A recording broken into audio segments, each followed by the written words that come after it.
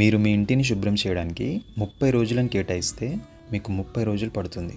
అదే మీరు 3 గంటలు కేటాయిస్తే అది 3 గంటలలో పూర్తవుతుంది. ప్రొడక్టివిటీ గురించి ఇలాన్ మస్క్ చెప్పిన మాట ఇది. దీన్ని పార్కిన్సన్స్ లా అని పిలుస్తారు. ఒక పనిని పూర్తి చేయడానికి మన దగ్గర ఎంత ఎక్కువ సమయం ఉంటే ఆ పని కూడా ఆ సమయానికి తగ్గట్టు అంతగా ఎక్స్పాండ్ అవుతుంది. యాక్చువల్గా ఆ పనికి సరిపోయేంత సమయంలోనే మనం దాన్ని కంప్లీట్ చేయడం కష్టంగా అనిపిస్తుంది. ఎందుకంటే మనకు ఎటువంటి టైం ప్రెషర్ లేనప్పుడు అయితే మనం ఆ పనిని వాయిదా వేస్తూ ఉంటాం, లేదా ఆ పనికి సంబంధించి అవసరం లేని విషయాల్లో తలదూర్చి దాన్ని కాంప్లికేట్ చేస్తూ టైం వేస్ట్ చేస్తాం. అందుకే మనకు ఒక బ్యాలెన్స్డ్ డెడ్లైన్ అవసరం. పనిని పూర్తి చేయడానికి ఎక్కువ సమయం పెట్టుకోవద్దు, అలా అని మనలో స్ట్రెస్ని క్రియేట్ చేసేంత షార్ట్గా కూడా ఉండొద్దు.